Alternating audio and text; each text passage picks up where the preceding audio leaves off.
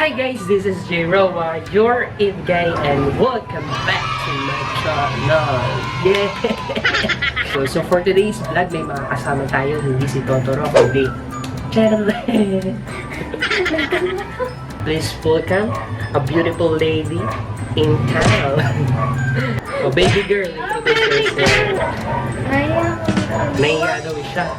Alam nyo na, for this vlog, more talak sa akin and more gawa sa kanya. Hi guys! My name is Chanel. Napilito lang po ako sa video na to. So please enjoy. So ano ba yung gagawin natin? Bukod sa nakikita niyo yung mga gantong mukha, sa lahi lang namin may gantong mukha.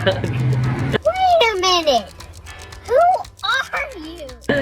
Meron kaming banding together ni baby girl. So ano ba yung ginawa namin? So, kung nakilala nyo si Totoro, ibig sabihin, alam nyo na yung kahihitlan namin itong video natin. So, ano ba yung ginawa natin? Gumawa kami ng Ghibli Characters inspired na arts and crafts. Dagdag collection sa ating mga Ghibli items. Yung mga Ghibli items kasi medyo, hindi ganun kamura. Kaya mag-i-invest ka talaga kapag gusto mong mag-collect ng mga item na napupusuan mo. Siguro itong mga ganitong item nasa 300 to 400 pesos. Eh masyado nagtitipid kami ngayon for this quarantine. Kaya gumawa na nga kami ng mga bagay-bagay. At nakapag-banding pa tayo. Enjoy ka naman. Umalaga, this quarantine hindi na tayo panay cellphone. Para dapat may tayo na i-enhance yung skills natin. At may natutunan tayo. May natutunan ka naman sa natin ginawa. Ganun daw. May hiyaan pa lang siya, kaya dadagdagan natin yung confidence niya. So, umpisahan natin sa una nating pinakamadali na ginawa. Itong Suit sprites. yung mga suit sprites, mga suit spirits. Pwede sa wall decoration. Tsaka gumawa siya ng ponytail. Dagdag sa kanyang mga ipit-ipit. Anong sumunod? Ikaw magsalita. Second item that we made is a Ghibli-inspired phone case and notebook with stickers and paint. Sa mga old notebook nyo, pwede nyo M10. So, yun yung 5 sa mga item na ginawa namin. Yung last 2 item namin, gumawa kami ng wall design. Come on. Yan. Tapos, itong t-shirt na suot. So, kita nyo naman kung ano yung mga character bias namin. So, mamaya ipapakita namin yung procedure kung paano sinagawa at yung mga items na gagawin natin. Just watch until the end of this video. Let's start! For the first item, we're going to create a suit spirit. The materials you will be needing is yarn, googly eyes, or paper and black paint, glue gun, scissor, and cardboard pattern. You've got soot sprites in your house. Soot sprites? The black puffballs? About this big, and they scurry everywhere when you enter a room? That's right.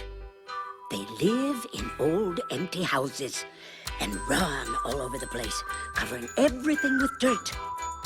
I used to be able to see them when I was your age. Yan. Gagawin mo yung ponytail, tapos ako gagawa din ako ng big suit sprites. Yan, i-demonstrate ko muna yung paggamit ng pattern. So kapag ka pinaikot mo yung yarn mo, huwag kayo dito mag-start sa pagpapaikot, may gap.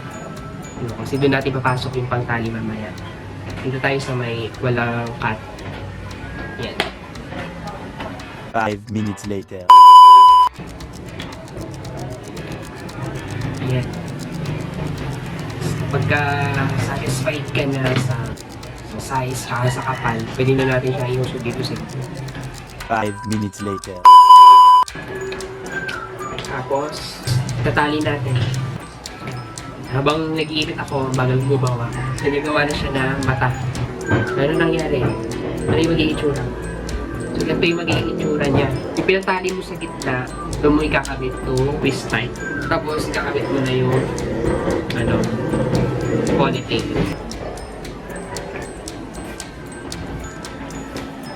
Pitan mo din yan. Yung susunod na step, gantiin na natin to gilid.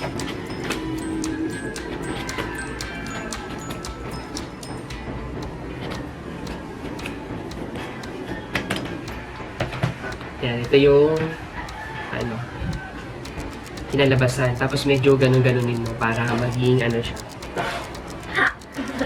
Yan, ganda. Sunod na gagawin natin, lalagyan natin ng mata yung suit spirit.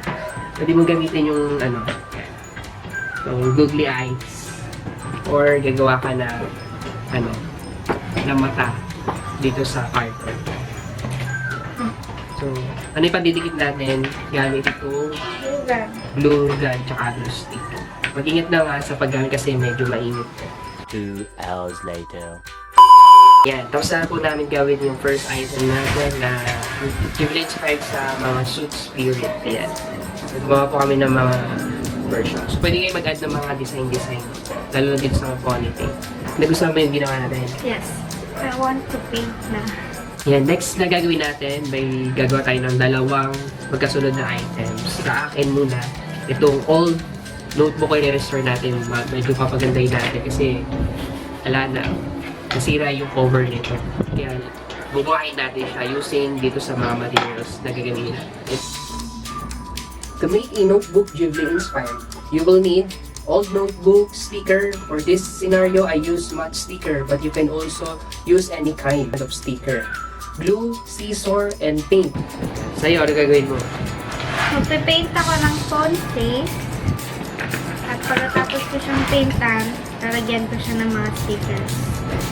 To create a phone case Ghibli inspired, use your old or transparent phone case, paint in paintbrush, heat gun. In my case, I use sticker for my design. Ang una namin gagawin, magbe-base muna kami doon sa mga item na gagawin namin. 5 minutes later.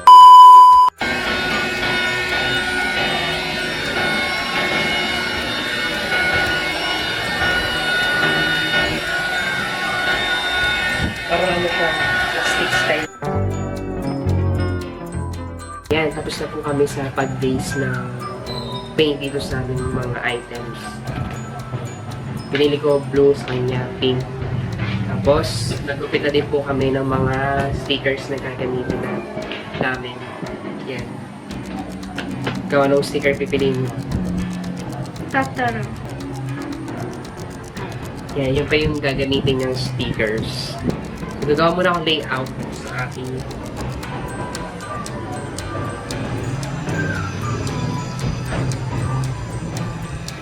yan, nag-layout ko na po yung sa notebook tapos nagawa ko ng screenshot para maalala pa rin natin yung layout.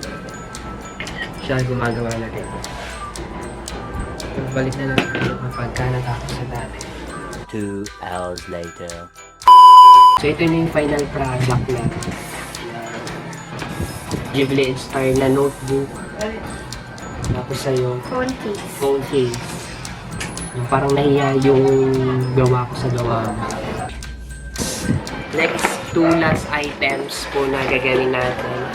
Gagawa tayo ng wall decor gamit itong styro. Ano yung drawing mo dito? Siya gagawa nito. Totoro. Styro, paint and paintbrush, heat gun, pencil for sketch. These materials that we're going to use to make a wall decor, Ghibli inspired. Yung gagawin ko naman, gagawa tayo ng t-shirt designs from old clothes natin. So, yan. So, si No Face yung gagawin. The No Face painted shirt. Gamitin mo lang yung stock o old shirt. Paint and paintbrush.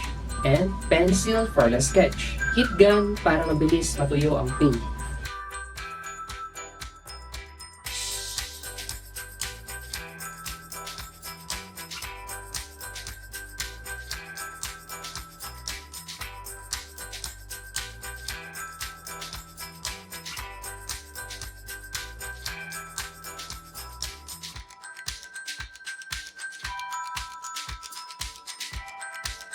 Two hours later.